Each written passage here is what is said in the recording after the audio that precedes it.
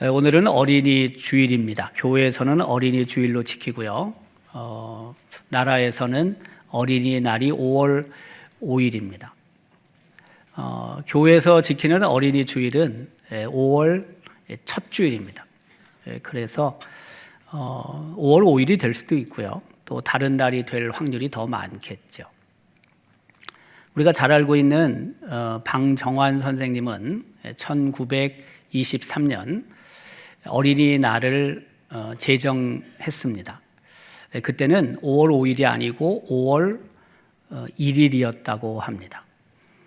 당시만 하더라도 어린 아이들이 사람 취급을 못 받은 거죠. 인격적인 대우를 받지 못했습니다. 그래서 인격적으로 좀 존중을 해줘야 되고, 뿐만이 아니라 어린이들에게 민족의식을 고취하기 위해서 그 어린이날을 이제 시작을 한 거죠. 그 동아일보 1923년도 5월 1일 기사는 어린이날에 대해 이렇게 말하고 있습니다. 5월 1일이 왔다. 조선에서 처음으로 어린이에게도 사람의 권리를 주는 동시에 사람의 대우를 하자고 떠드는 날이 왔다. 그렇게 처음 어린이날을 제정했을 때 동아일보가 이런 표제를 붙였다는 것입니다. 일제는 이 어린이날을 무시했고, 그래서 자연적으로 폐지가 됐다가 해방이 돼서 1946년에는 5월 5일을 어린이날로 제정을 했고, 어린이날이 법정 공휴일이 된 것은 1975년도라고 합니다. 저는 굉장히 오래전에 된 줄 알았더니 그것도 아니에요. 물론 75년이면 지금부터 51년 전이니까 오래되긴 했지만, 저는 제 생각에 제가 태어나기 전부터 어린이날이 법정 공휴일이었는 줄 알았어요. 알고 보니까 그것도 아니에요. 제가 중학교 때 법정 공휴일이 됐어요. 방정환 선생님은 어린이들을 위해서 앞서 미리 보냄을 받은 사람입니다. 방정환 선생님을 통해서 어린이들의 인격이 더욱 존중받게 되었고, 어린이들이 대우를 받게 됐습니다. 그런 의미에서 어린이들을 위해 방정환 선생님은 먼저 혹은 미리 앞서 보냄을 받은 사람이라고 할 수 있습니다. 오늘 본문에도 앞서 보냄을 받은 사람이 있음을 기록하고 있습니다. 본문 17절은 이렇게 기록합니다. 그가 한 사람을 앞서 보내셨음이요. 여기서 그라는 것은 하나님을 의미합니다. 하나님께서 한 사람을 앞서 보내셨다. 요셉이 종으로 팔렸도다. 앞서 보냄을 받은 사람은 요셉이다 라는 뜻입니다. 창세기 45장 5절은 이것을 조금 더 구체적으로 묘사하고 있습니다. 당신들이 나를 이곳에 팔았다고 해서, 당신은 요셉의 형제들을 말합니다. 나를 이곳에 팔았다고 해서, 이곳은 애굽입니다. 근심하지 마소서, 한탄하지 마소서. 하나님이 생명을 구원하시려고 나를 당신들보다 먼저 보내셨나이다. 하나님께서 요셉의 형제들, 요셉의 아버지 야곱의 가족들의 생명을 구원하기 위해 자신을 먼저 앞서 미리 애굽 땅에 보내셨다라고 창세기 45장 5절은 기록합니다. 우리가 잘 알고 있듯이 요셉은 아버지로부터 극진한 사랑을 받았습니다. 이것을 형들이 시기하고 미워했습니다. 결국에는 요셉은 형들에 의해서 애굽으로 가는 이스마엘 상인들에게 팔리게 됩니다. 요셉이 종으로 그 애굽 땅에 오게 되고 그리고 애굽 왕 바로의 경호대장 집에 노예 생활을 하죠. 그러다가 모함을 받습니다. 누명을 쓰고 그가 감옥에 갇히게 되죠. 그 후에 그는 석방이 되고 그리고 애굽의 총리가 되었습니다. 요셉이 애굽 땅에 온 나이는 17세 정도입니다. 청소년 시기죠. 청소년 시기에 요셉은 애굽에 왔습니다. 이집트에 왔습니다. 청소년, 다음 세대죠. 자녀 세대라고 할 수가 있죠. 앞서 보냄을 받은 요셉, 이걸 좀 넓히면 앞서 보냄을 받은 다음 세대 혹은 자녀 세대라고도 할 수가 있겠죠. 내일의 주인공, 미래의 주역인 우리 자녀 세대들도 사실은 앞서 보냄을 받은 친구들입니다. 우리 자녀 세대들, 다음 세대들이 주역으로 활동할 시대가 있죠. 물론 그렇게 오래 가지는 않겠지만, 그러나 그 친구들이 지금 미리 이곳에 와 있는 거죠. 지금 부모 세대와 함께 사는 거죠. 그리고 또 나름대로 내일과 미래를 준비하는 시간을 갖는 거죠. 오늘 본문은 앞서 보냄을 받은 다음 세대가 어떤 세대인지를 기록하고 있습니다. 첫 번째, 앞서 보냄을 받은 다음 세대는 단련을 받을 세대라고도 할 수가 있습니다. 오늘 본문 18절은 이렇게 기록합니다. 그의 발은 착고를 차고, 여기서 그는 요셉을 뜻합니다. 착고라는 것은 죄인의 양 발목을 고정하여 움직이지 못하도록 하는 형틀을 말합니다. 얼마나 부자유스럽겠습니까? 얼마나 고통스럽겠습니까? 요셉의 발은 착고에 채워져 있었다는 것입니다. 뿐만이 아니라 그의 몸은, 요셉의 몸은 쇠사슬에 매였다라고 기록합니다. 아주 절망적인 상황 속에 요셉이 있었습니다. 누명을 쓰고 감옥에 갇혔고요. 그 감옥에서도 제가 봤을 때는 특별한 형을 선고받았던 것 같아요. 다른 어떤 죄수들보다 어려운 시간을 보냈던 것 같습니다. 본문 19절은 이와 같은 상황 속에서 하나님께서 하나님의 말씀으로 요셉을 단련시켰다라고 기록합니다. 곧 여호와의 말씀이 응할 때까지라 그의 말씀이 그를 단련하였도다. 여호와의 말씀이 응한다는 것은 하나님의 말씀, 하나님의 뜻, 하나님의 예언이 성취되는 것을 뜻합니다. 그러니까 하나님의 말씀이 현실화되는 것을 말합니다. 현재 진짜로 이루어지는 것을 말합니다.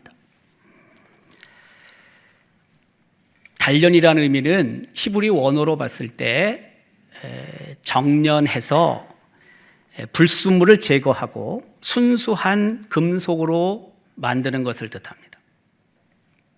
사전을 보면은 단련이라는 단어는 쇠붙이에 불을 달군 후에 두드려서 단단하게 한다라는 의미를 갖습니다. 우리는 단련이라는 단어보다 연단이라는 단어에 익숙합니다. 단련과 연단은 같은 뜻입니다. 그 쇠붙이 불을 달궈서 두드려 가지고 아주 단단한 금속으로 만드는 것, 이게 연단이고 단련입니다. 요셉은 감옥에 갇혔고 그리고 그가 단련을 받았는데 단련을 통해 그 더러운 것들을 제거하고 하나님이 보실 때 순수한 순결한 사람으로 바뀌게 됐다. 또는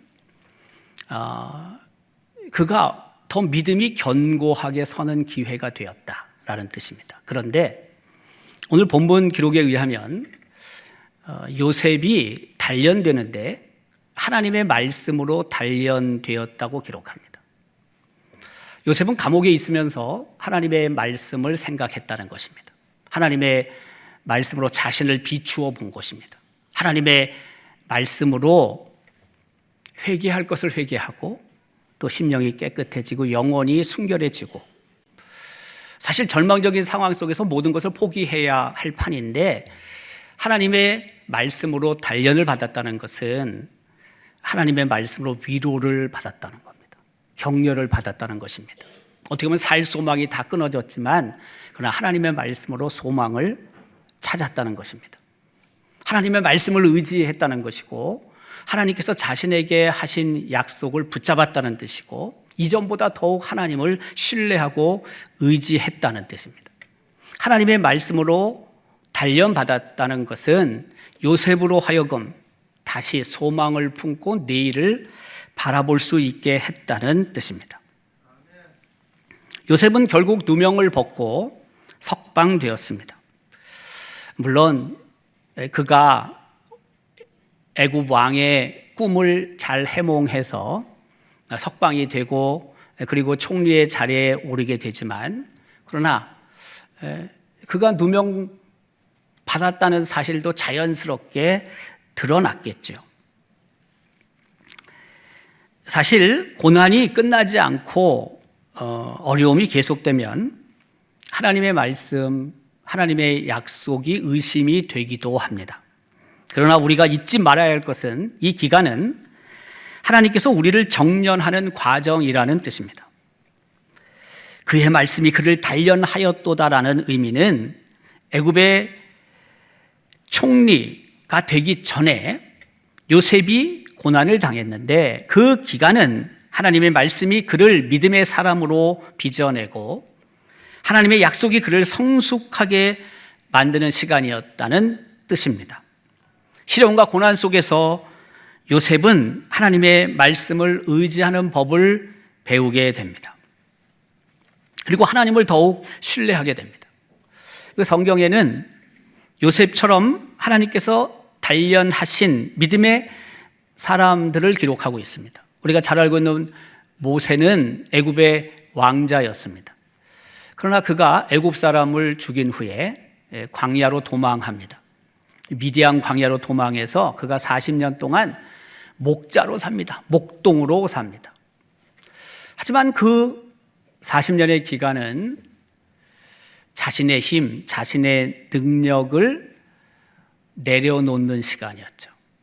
자신의 힘과 자신의 지식과 자식의 능력을 비우는 시간입니다. 그리고 하나님의 힘과 하나님의 능력과 하나님의 지식을 채우는 시간이죠. 겸손하게 이스라엘 민족의 지도자로 세워지는 기간이었습니다.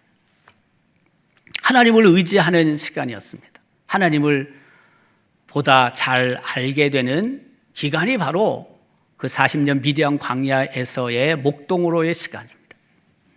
다윗도 무려 10년 동안 사울 왕에게 쫓겨다녔습니다. 10여 년 동안 사울이 다윗을 뒤쫓지 않습니까? 이미 하나님께서는 사무엘에게 기름을 부으셨습니다.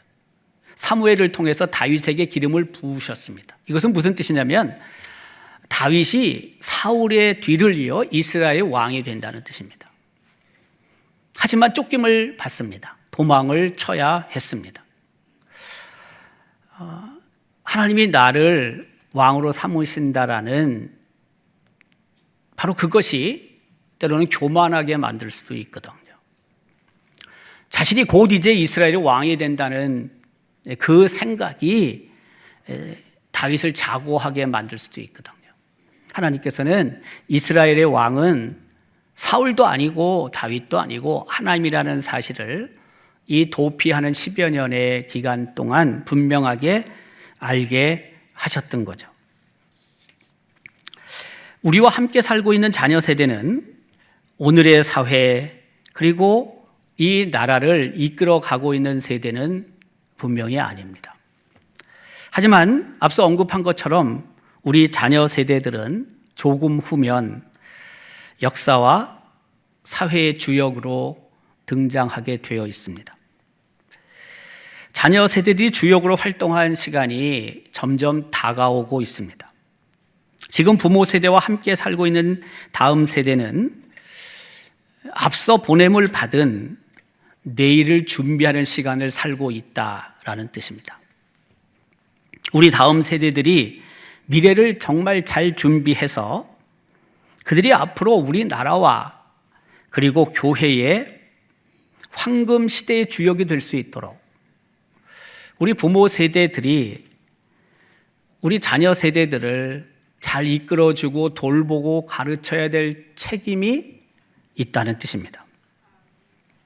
또 한편으로는 우리 다음 세대들이 요셉처럼 발이 착고에 채이고 또 몸에 사슬이 감겨질지도 모릅니다.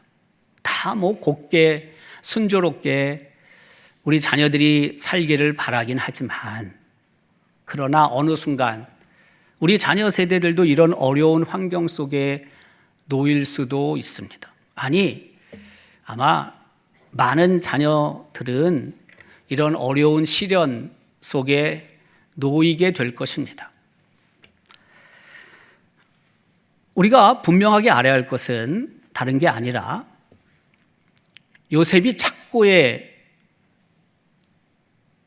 차이고 또 몸이 사슬로 묶였을 때 하나님의 말씀으로 연단받고 단련받았다는 것을 우리는 주목해야 합니다.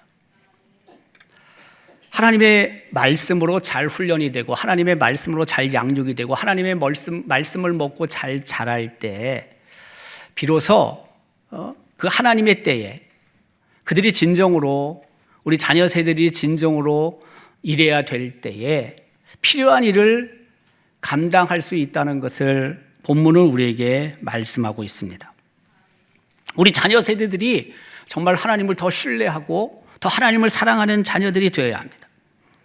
부모 세대들은 자녀 세대가 하나님의 말씀으로 단련을 받아서 하나님의 사람으로 믿음의 사람으로 말씀의 사람으로 성장할 수 있도록 도와주어야 한다는 것입니다. 그래서 다음 세대들이 주역으로 활동할 그 시간이 우리나라의 우리 교회의 그리고 한국 교회의 황금 시대가 될 수 있도록 그 역할을 부모 세대는 잘 감당해야 한다는 것입니다. 우리 자녀 세대들은 앞서 보냄을 받은 친구들입니다. 그리고 그들은 곧 자신들의 시대를 열 것입니다. 그 기간 동안 그 시간이 그렇게 길지 않습니다. 그 짧은 시간 동안 교회는 교회대로 가정은 가정대로 부모 세대들은 부모 세대대로 우리 자녀들을 하나님의 말씀으로 잘 연단시켜서 하나님이 필요한 시간에 하나님의 필요한 일에 사용될 수 있는 도구가 되기를 주님의 이름으로 기원합니다.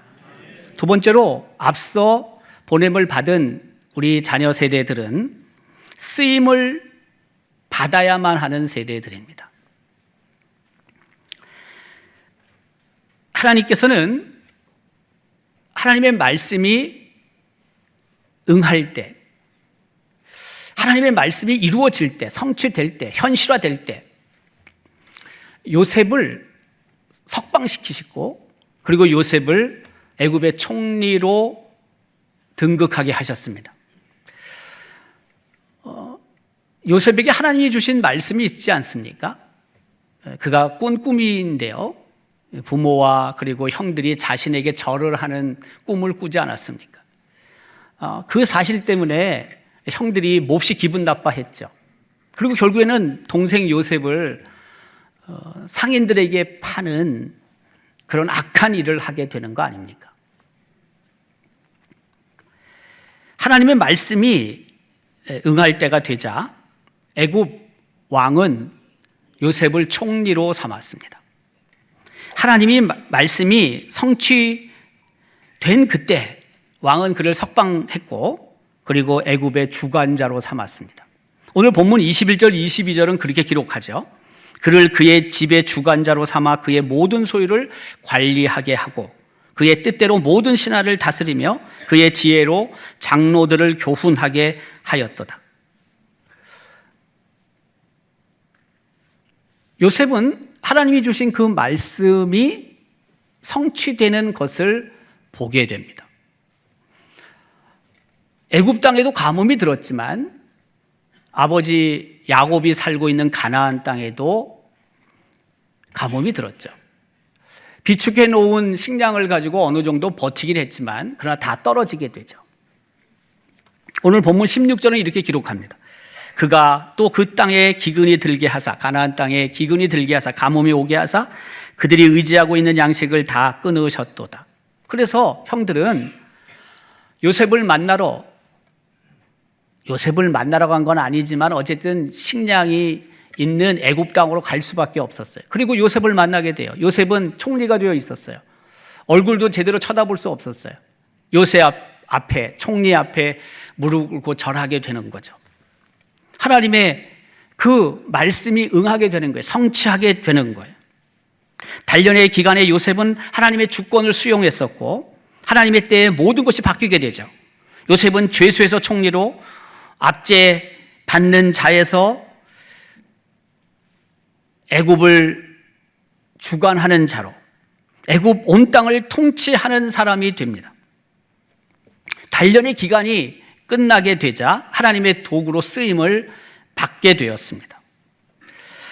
하나님께서는 요셉의 가족이 죽음의 위기인 가뭄에서 생명을 연장할 수 있도록 요셉을 그들의 앞서 애굽 땅에 보내셨습니다. 이스라엘은 애굽에서 큰 민족으로 성장하게 됐죠. 그러니까 이스라엘이라는 민족이 형성되기 위해서 하나님께서는 요셉을 애굽에 먼저 보내신 거죠. 우리는 하나님의 말씀이 응할 때까지, 하나님의 말씀이 성취되기까지 우리의 인생을 미리 예단하여 실망하거나 또 낙심하면 안 됩니다. 왜냐하면 인생은 하나님의 말씀이 응할 때까지 끝난 것이 아니기 때문입니다. 다니엘과 세 친구를 우리는 너무나 잘 압니다. 그들은 포로였습니다. 남유다가 바벨론의 침공을 받고 1차 포로로 잡혀간 사람들입니다. 똑똑했던 것 같습니다. 그래서 바벨론 정부는 이들을 잘 키워서 앞으로 귀한 일에 사용하려고 했던 것 같아요. 왕의 진미를 먹이고 그리고 바벨론의 문화를 가르치죠. 그때 이 다니엘과 세 친구는 왕의 진미를 먹지 않습니다. 율법에 어긋나는 음식도 있었던 것 같고요. 또 우상에게 바쳐진 음식도 그 속에는 포함되어 있었을 것 같아요. 먹지 않습니다. 채식을 먹었습니다. 그런데 고기 먹은 친구들보다 더 건강했죠.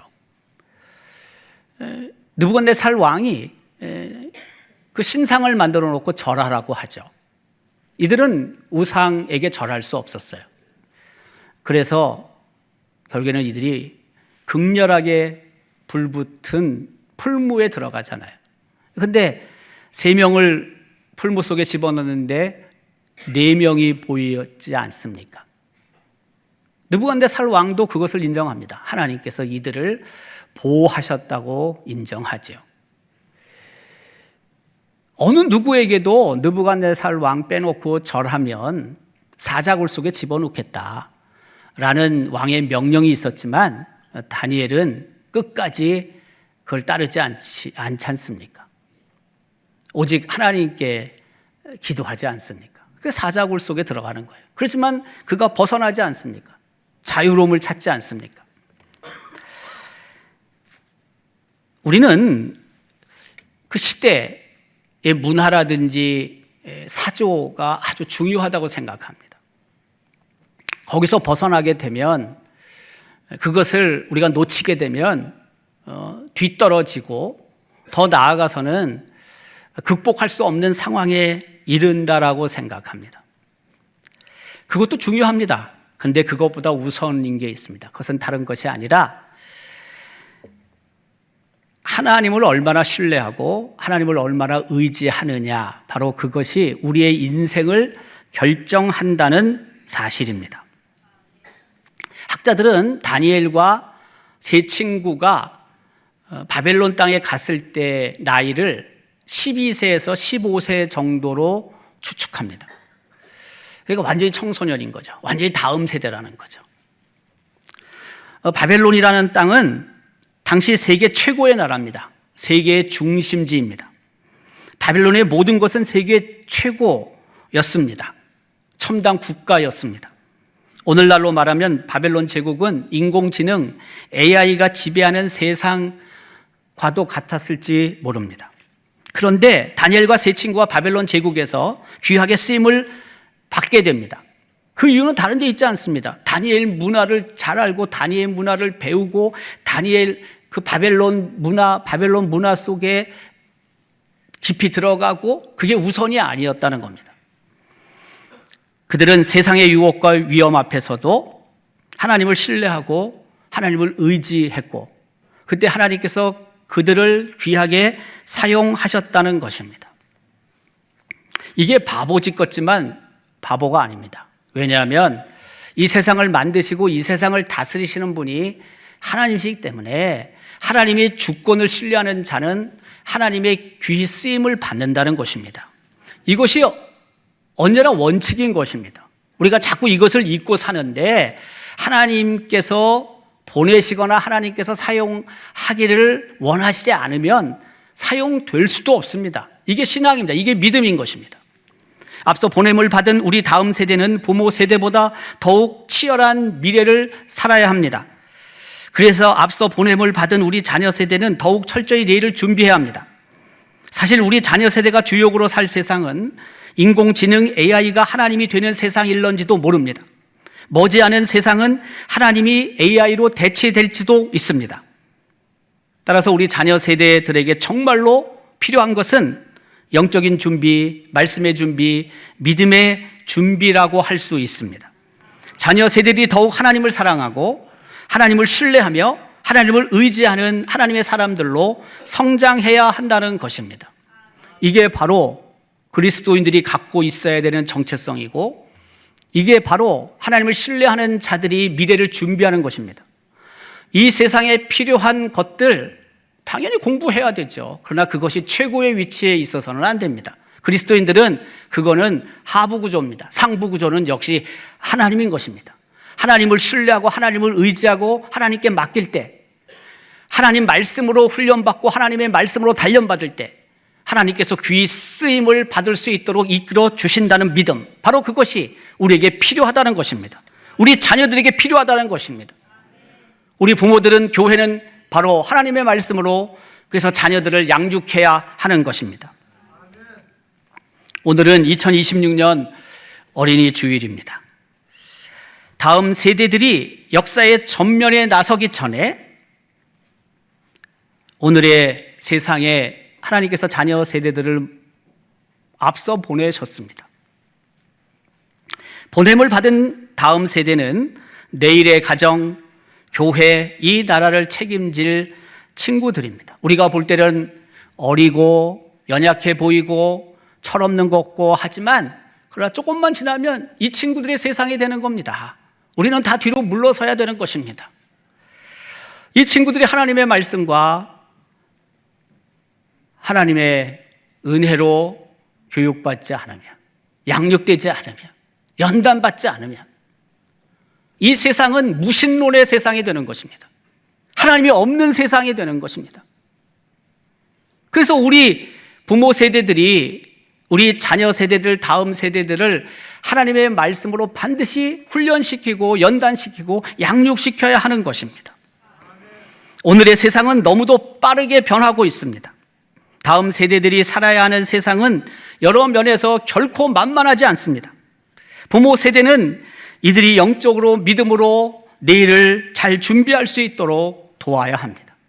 하나님을 알려야 되고 하나님을 전해야 되고 하나님이 어떤 분이신지 가르쳐야 하고 하나님의 말씀으로 연단시켜야 하는 것입니다. 그래야지만 비로소 하나님께서 귀히 쓰실 수 있는 도구가 될 수 있는 것입니다. 우리 자녀 세대들이 하나님을 더욱 신뢰하고 의지하는 친구들이 되어서 하나님 나라와 교회, 그리고 하나님이 만드신 이 창조 세계를 위하여 귀히 쓰임을 받을 수 있기를 주님의 이름으로 기원합니다.